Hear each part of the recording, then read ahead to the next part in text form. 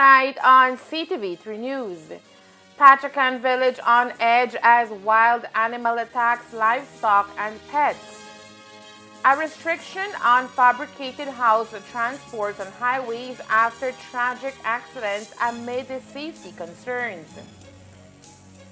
And all this is taking place while the Ministry of Transport is considering serious regulations for motorcycle drivers. These are some of the stories we have for you tonight in our newscast for Tuesday, January 6, 2026.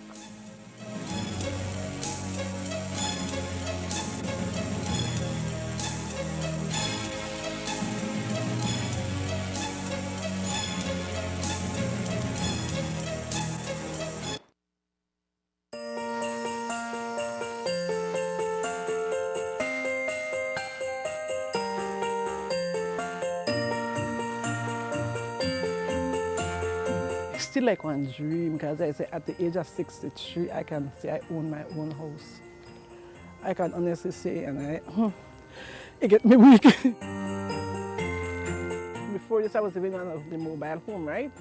And I know after a while, it start to go in and start to lock up and things. 1, 2, 3. Actually, I may give up. I used to cry and like time I said, Lord, please. And there comes Miss Mara. They always say, if you're not serious about something, don't pray for it. Don't pray about it. And I ask my God, please lead the Good Samaritan to me. The housing program of the government of Belize, which is administered through the Ministry of Infrastructure Development and Housing, is definitely, without question, one of the best programs our government has to offer, providing an opportunity for Belizeans who are in need to own their own home. And so I'm very, very happy for Ms. Beverly Harris and her family. She has been asking for support and help with her home for a long time. And I'm very, very glad that with the kind support of the Ministry of Infrastructure Development and Housing, that we were able to get this done for her. I'm thankful. On a scale of 1 to 10, I give 20. I love it. I love it.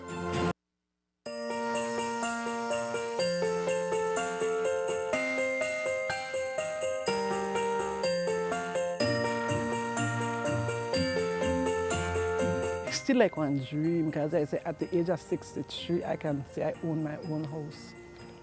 I can honestly say, and it get me weak.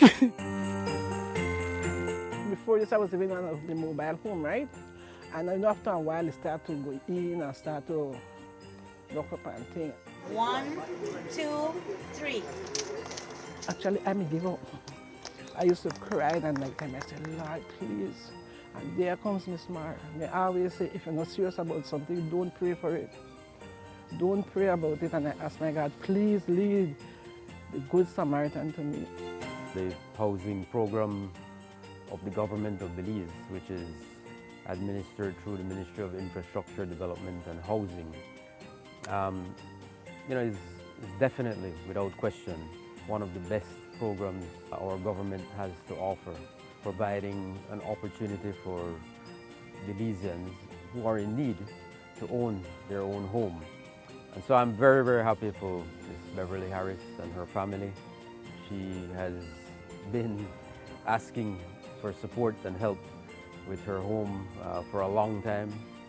And I'm very, very glad that with the kind support of the Ministry of Infrastructure Development and Housing, that we were able to get this done for her. I'm thankful. On a scale of 1 to 10, I give 20. I love it. I love it.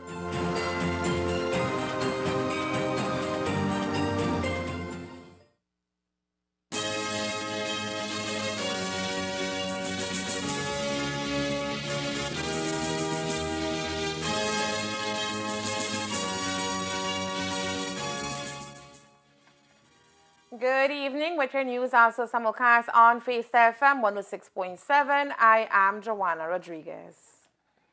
Residents of Pachacan Village are at the edge of their seats tonight after reports emerge of a wild animal preying on livestock and household pets. The situation has prompted urgent community action and increased vigilance. Village Chairman Wilfredo Roger Medina disclosed that concerns first surfaced approximately a week ago when several families began noticing missing animals and signs of violent attacks. In response, the council swiftly organized a neighborhood watch program to alert residents and mitigate further incidents. So far, between 4 and 5 families have suffered livestock losses, and while the identity of the creature remains unknown, some villagers speculate it may be a large black feline.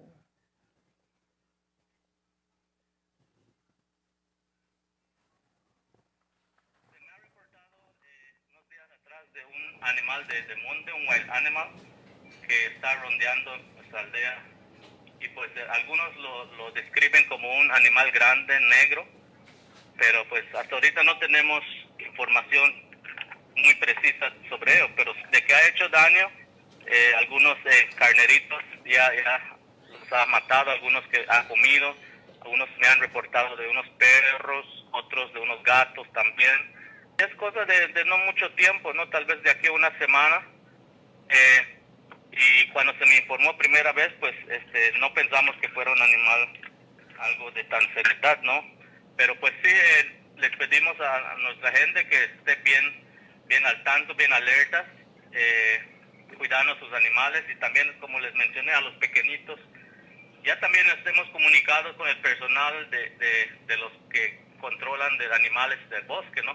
Entonces ellos se han comunicado conmigo también y pues estamos en ese término de diálogo y comunicación para que ellos puedan venir. Me han confirmado que sí van a venir, solamente es cuestión de un poquito más de tiempo y ellos van a estar con nosotros. Algunos que me han informado y me han mostrado algunas fotos de que no del animal exactamente, ¿no? De los animales, sus carneritos que ya están muertos y prácticamente los ha comido, ha dejado solo el esqueleto del animal. Y ellos cuando dicen que oyeron por las noches, por la madrugada, que los perros están ladrando, les llamó la atención y salieron a ver. Y entonces ellos dicen que vieron un animal negro, tipo gato, grande. Y entonces, pero como ellos salieron, el animal corrió y se fue, pero sí mató a los carneros.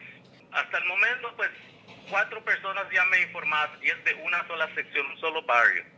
Okay. Entonces, estamos, como mencioné, la precaución es para los de ese barrio, pero no limitando a toda la aldea, ¿verdad? Queremos que todos estén alertas y bien precavidos de la información que hay. No alarmante, pero sí precaución, especialmente por los niños, para que pues todos tengamos la información correcta y no nos estemos escuchando rumores, ¿no? Esa es la razón que yo mandé ese comunicado. Okay. Y nos dijo usted de que a través de un Neighborhood Watch Committee salieron ustedes a hacer sus rondas también, pero no lograron ver el animal o buscarlo. Así es. Tenemos un Neighborhood Watch Committee y ese grupo se encarga de hacer patrullaje en nuestra aldea, ¿no? Entonces, cuando se me comunicó de eso, yo inmediatamente en nuestro chat group, yo los invité y salieron conmigo y estuvimos hasta parte de la madrugada, pero pues ya no pudimos localizar nada, no pudimos ver nada, nos andamos dando la ronda y nos estacionábamos en ciertos puntos donde creíamos que podamos ver algo, pero pues no, hasta el momento nada. Nosotros en sí que hemos visto personalmente qué animal es, no podemos decir con exactitud qué animal es.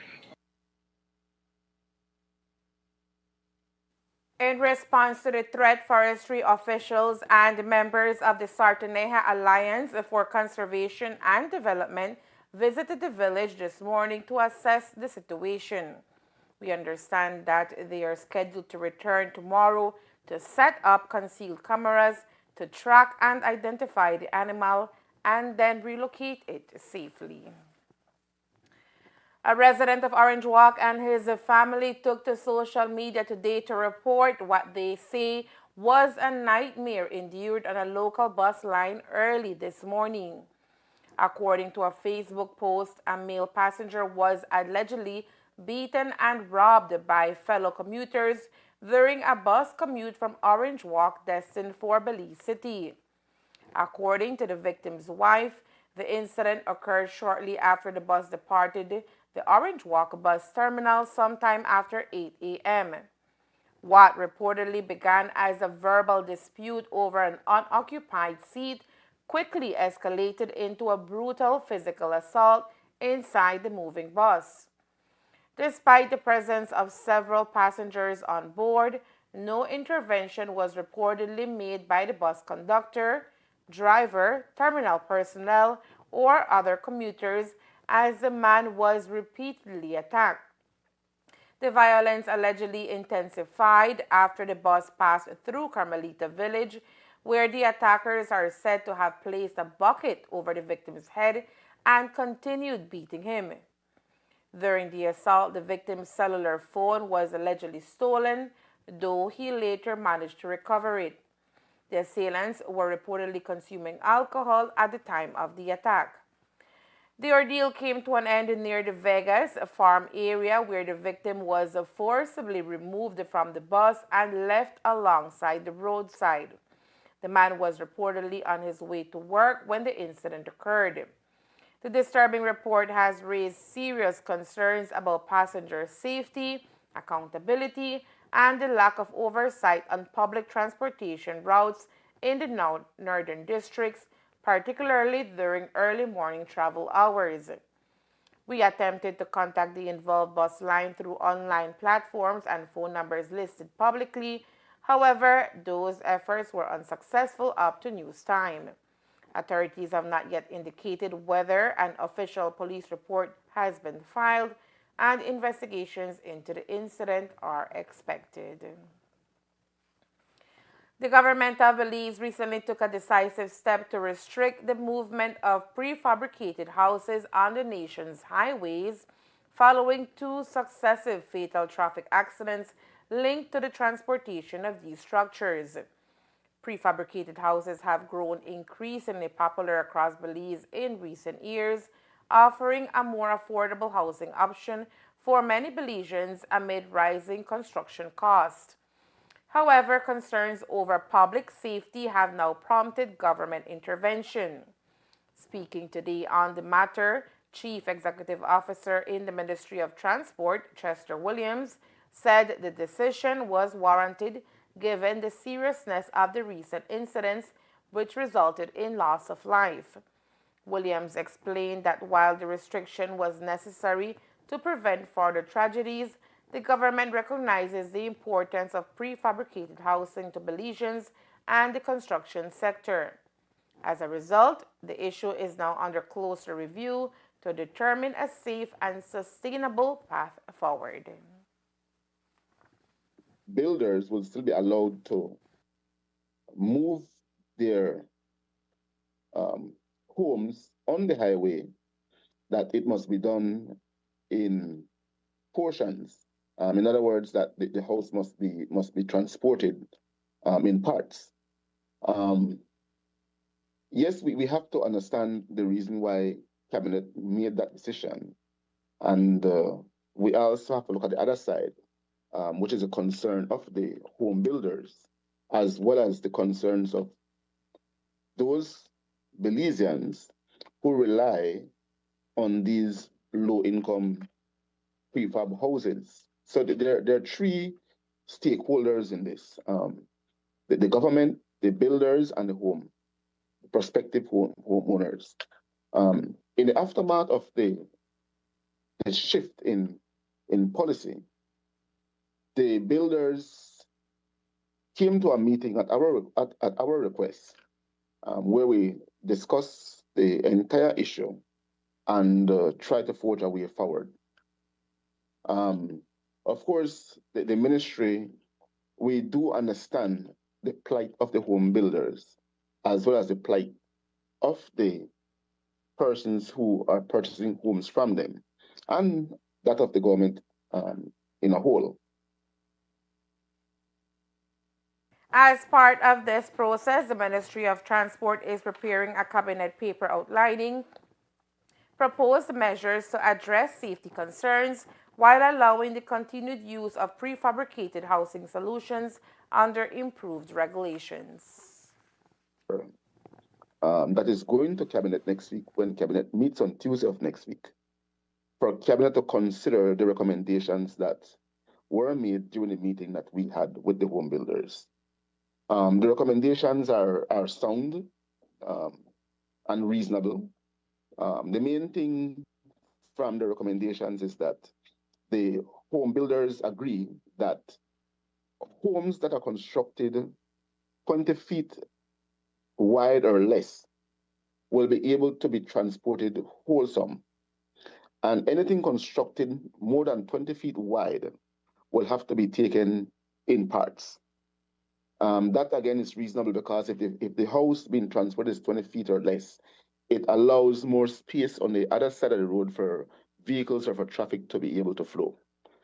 Another thing that was agreed to was that there's going to be load hailers in the rear and front guard, as well as the amber lights, flashing amber lights, to indicate to incoming traffic that there is some oversized load being carried either in front or behind, whichever vehicles you're talking about. And then we also are looking at seeing how more or what more they can do to illuminate the houses whilst being transported, again to ensure that there's proper visibility of the house on the road. And most importantly, they will be putting out public announcements at least a couple days ahead, notifying the public that a house will be transported on, example, the Hummingbird Highway between the hours of 9 p.m. and 12 midnight on January 10th, hypothetically, right? So again, that will give motorists advance notice that if they're traveling on the highway around that time at night, for them to expect that there is going to be the movement of a house on the road. So we believe that what is being proposed is reasonable.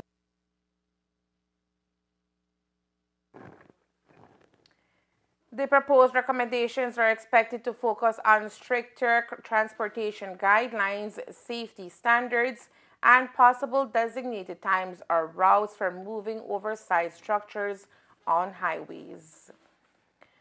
In recent months, the government of Belize has been considering stricter regulations for motorcycle drivers as traffic fatalities involving motorcycles continue to rise nationwide. Motorcycles have become an increasingly popular mode of transportation in Belize, largely due to their affordability and lower fuel costs as compared to traditional vehicles. However, this surge in use has been accompanied by a significant increase in serious accidents and fatal crashes involving motorcycles. In response, government officials have been engaged in discussions aimed at reducing these incidents through tighter regulation. One of the most notable proposals under consideration is the introduction of mandatory driving school training specifically for motorcyclists.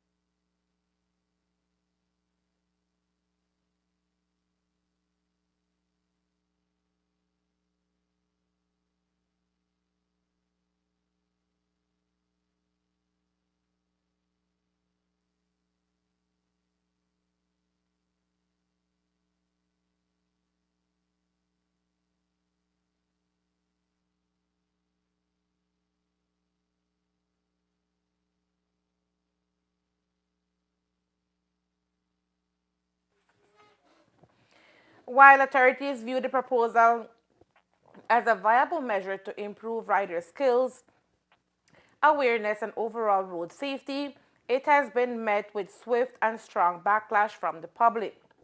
Many Belizeans argue that requiring motorcycle driving school is not practical, citing additional financial costs and time commitments that they say many riders cannot afford. Speaking on the matter today, Chief Executive Officer in the Ministry of Transport, Chester Williams, acknowledged the public concerns and confirmed that the proposal is undergoing further review. Seen over the past few years involving the usage of motorcycles. And so the training remains a very active part of what we are pursuing. Again, following cabinet discussions, the Prime Minister, having listened to the concerns of Belizeans who have echoed some concerns in respect to the approach that we're taking, have decided that, yes, we need to do something to be able to help these persons who are licensed motorcycle riders as well as potential motorcycle riders to be able to get them trained. And again, it has been done in the spirit of saving lives. And so, again, we have prepared a cabinet information paper that will be going to cabinet next week, likewise. And this paper is asking cabinet to see how they will be able to look at the entire process and see in what way the government can help. So I don't know to what extent cabinet is going to accept, but the issue is that there may be some subsidy coming from government on this issue to be able to help those persons who will be requiring the training to get the training. We have also looked at the category of persons who may be required to be trained.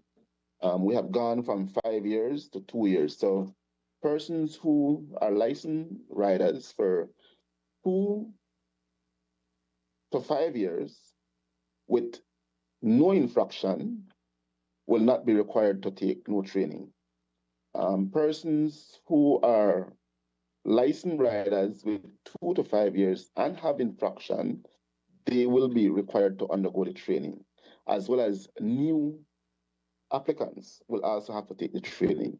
Persons with 5 or more years riding experience with license will also not be required to take the training. So that has tremendously reduced the amount of persons who will be required to take the training. And I believe that it is a more reasonable approach. We have heard people saying that they have been riding for 10, 15 years with no infraction, so why must they take the training? So these are things that the Prime Minister have listened to, and based on his recommendations and cabinet recommendations, we are looking to see how we can move certain things and make it more accommodating, while at the same time maintaining the spirit of training people who need to be trained in order for them to be able to be more safer on the highway. In addition to potential training requirements, the Ministry of Transport is also looking at increased enforcement measures. According to Williams, any new regulation would be supported by stronger oversight from both the ministry and the police to ensure compliance and effectiveness. Over the past 4 or 5 months, we have done a lot in terms of enforcement along with the police. And that has translated to a reduction in the amount of traffic fatalities on our highways. Yes, we need to do more, but as I've said before, that we are limited in human capacity. DOT only have 40-something officers. Of that 40-something officers, majority of them are engaged in administrative work, dealing with the issuance of driver's license, the issuance of motor vehicle registration, motor vehicle licensing, inspection, and the likes. And that's the reason why we are also proposing to cabinet to increase the number of traffic officers to 200. If we increase the number to 200, we will be able to maintain 24 hours highway patrols on our highways. And this again will translate to more effective enforcement, which will translate to saving more lives. So I'm very optimistic that our request is going to be approved, because for far too long, transport department has been neglected, and with all the neglect that they have gone through over the years, people expected them to perform miracles. They cannot perform miracles or cannot perform their function or their duties if they are not equipped with the adequate number of human resources, the adequate type of resources that they would need, and adequate training. We are now doing these things. We're paying attention to transport because we do understand the important role that they play in saving lives on our highways. Discussions on the proposed regulations are ongoing, with further details expected once a final framework is agreed upon. Coming up next, family seeks answers following hit and run incident in Corozal. Stay tuned.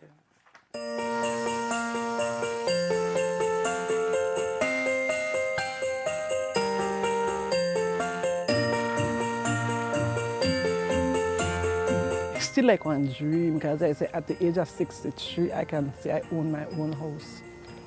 I can honestly say, and it get me weak. Before this, I was living on the mobile home, right? And then after a while, it started to go in and start to lock up and things. 1, 2, 3. Actually, I may give up. I used to cry and like time I said, Lord, please. And there comes Miss Mar. They always say, if you're not serious about something, don't pray for it. Don't pray about it. And I ask my God, please lead the Good Samaritan to me. The housing program of the government of Belize, which is administered through the Ministry of Infrastructure Development and Housing, is definitely, without question, one of the best programs our government has to offer, providing an opportunity for Belizeans who are in need to own their own home. And so I'm very, very happy for Ms. Beverly Harris and her family. She has been asking for support and help with her home for a long time. And I'm very, very glad that with the kind support of the Ministry of Infrastructure Development and Housing, that we were able to get this done for her. I'm thankful. On a scale of 1 to 10, I give 20. I love it. I love it.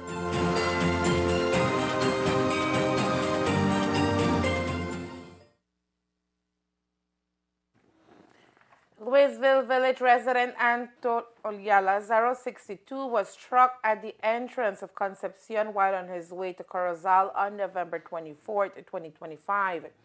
The accident left Lazaro seriously injured, prompting immediate medical attention.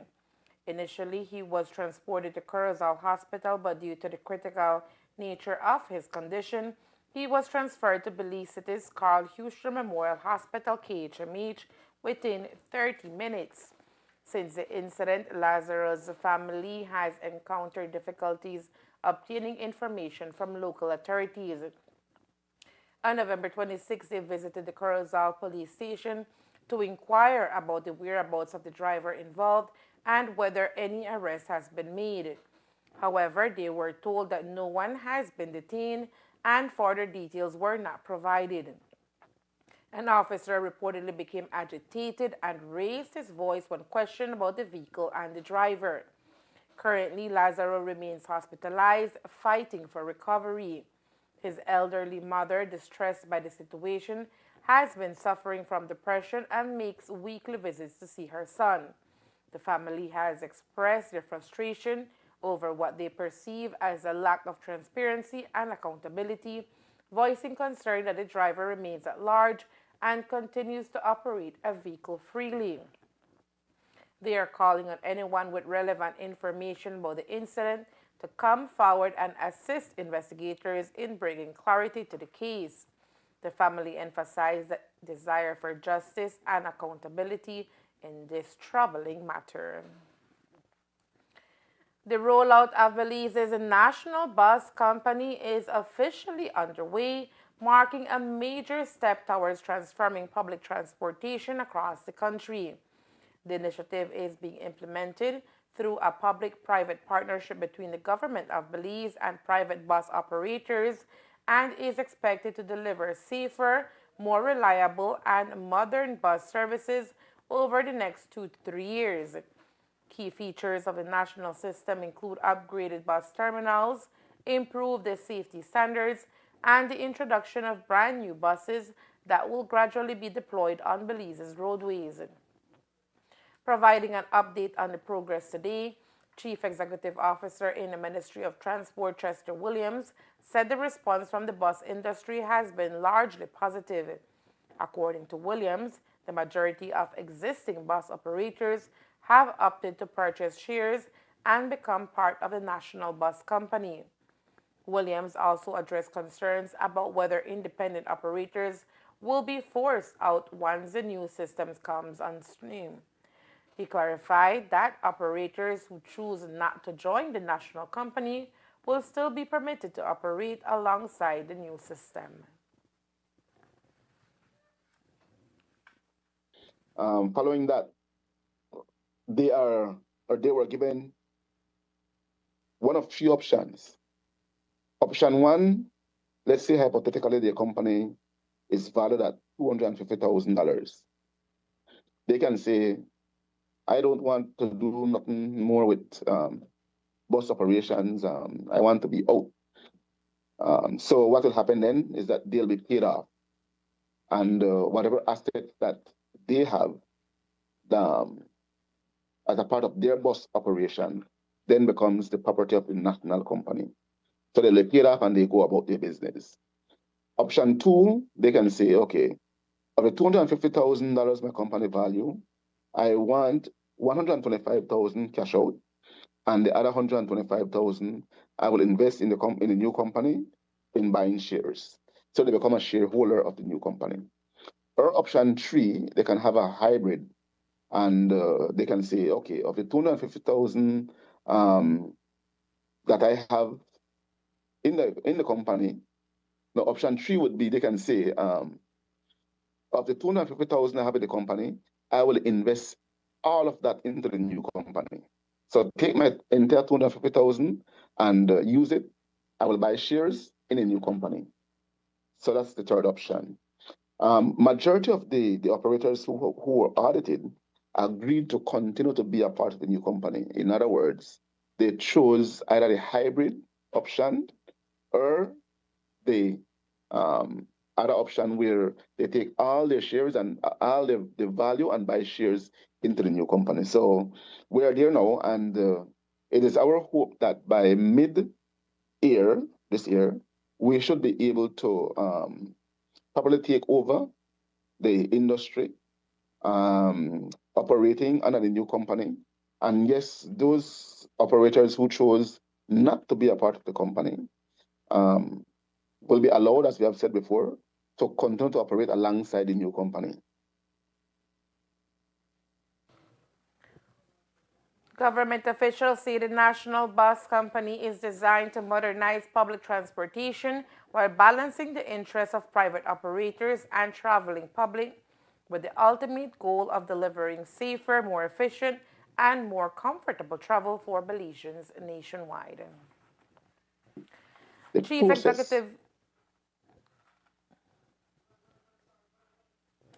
Chief Executive Officer in the Ministry of Transport, Chester Williams, today also provided an update on the ministry's commitment to undertake major upgrades to bus terminals across the country.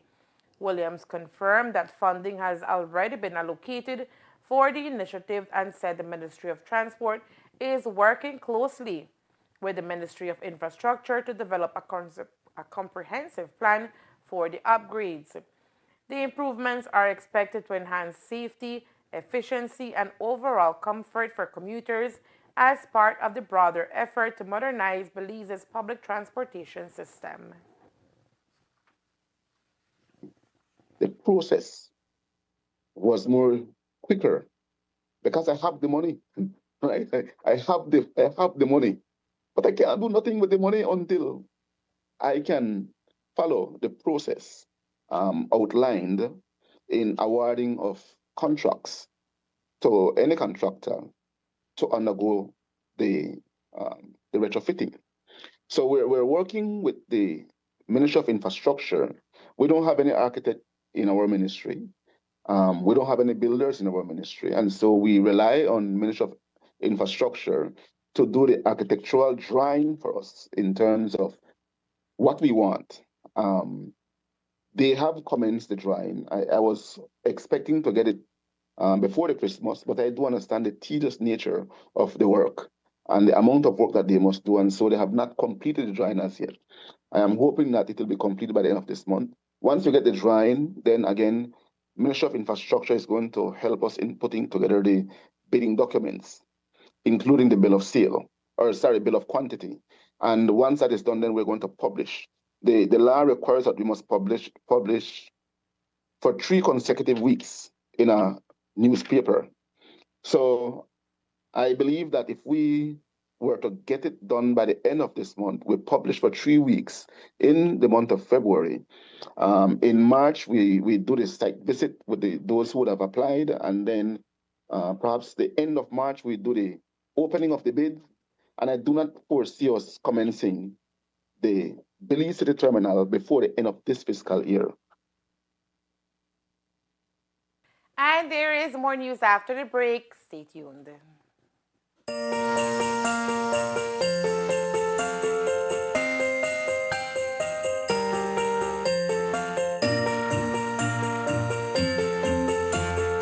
Still like one dream, because I say at the age of 63, I can say I own my own house. I can honestly say, and it get me weak. Before this, I was living on the mobile home, right? And I know after a while, it started to go in and start to lock up and things. 1, 2, 3. Actually, I may give up. I used to cry and like time I said, Lord, please. And there comes Miss Mara. They always say, if you're not serious about something, don't pray for it.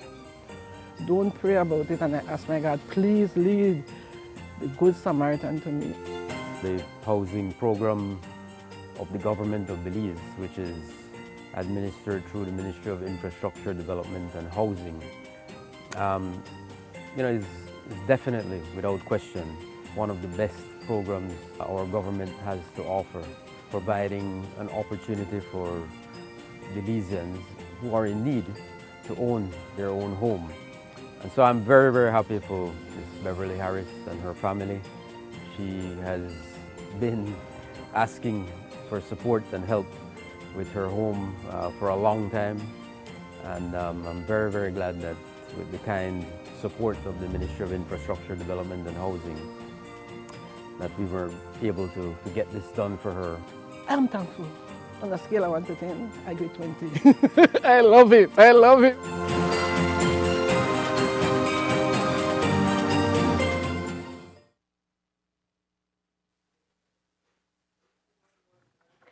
In international news, President Donald Trump has suggested the United States could expand its use of military and political pressure to several other countries following last weekend's U.S. operation in Venezuela that resulted in the capture of President Nicolas Maduro and his wife.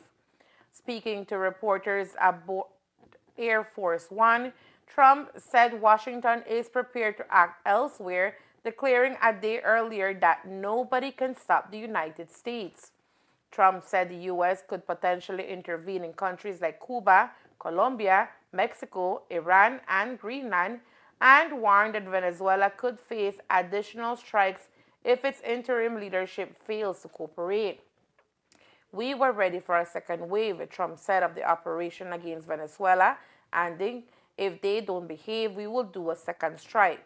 He characterized the initial action as decisive and suggested U.S. power could be applied again if necessary.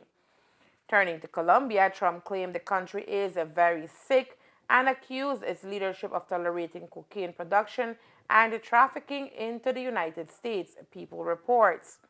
He also suggested Cuba is on the brink of collapse, citing the loss of Venezuelan oil revenues. When asked about possible U.S. action against Havana, Trump responded positively, saying Cuba is ready to fall and predicting support from Cuban Americans. Trump also issued renewed warnings towards Mexico, saying the country must do more to confront powerful drug cartels operating within its borders. He said he has repeatedly offered to send U.S. troops to assist Mexico, arguing that cartel violence and drug trafficking pose a direct threat to U.S. security. Trump further said he is monitoring Iran closely, warning that any renewed violence linked to Tehran could be met with a strong U.S. response. Beyond Latin America and Middle East, Trump reiterated his interest in Greenland, citing its strategic importance amid what he described as increased Russian and Chinese activity in the Arctic. Belize Electricity Limited (BEL) has dispatched a second group of skilled power line technicians to Jamaica to assist in the ongoing power restoration initiatives following Hurricane Melissa. The team departed Belize on Sunday, January 4, 2026, to collaborate with Jamaican Public Service Company Limited (JPS), the country's primary electricity provider. Hurricane Melissa, which struck Jamaica earlier this month, caused widespread damage to the island's electrical infrastructure. Strong winds and heavy rains led to fallen power lines, damaged poles, and outrages affecting thousands of residents and businesses across the island. The storm's impact has significantly disrupted daily life and economic activities, prompting urgent and extensive recovery efforts. Led by Technical Supervisor Jeremy Jex, the team comprises power line technicians Gregory Kerr, Brian Gentle, Henry Grill, Owen Alberto, Paul Macala, and Andres Catch. They are joining forces with regional crews from the Caribbean Electric Utility Services Corporation to expedite the restoration process and bring electricity back to communities most affected by the storm. This deployment builds upon the efforts of the first BEL team, which was deployed in November 2025 to support initial recovery efforts. The collaboration underscores the importance of regional resilience and the collective effort required to rebuild and restore vital services after such severe weather events. And that's the news. We invite you to join us for another newscast on Wednesday, January 7th, here on CTV3 News and Fiesta FM 106.7. Remember that to read a text version of the news, you can visit our website at ctv3belizenews.com. You can also log on to our Facebook page for current stories at facebook.com/CTV3BelizeNews or our YouTube channel at CTV3 News BZ. From all of us here at CTV3, thank you for watching and listening. Good night.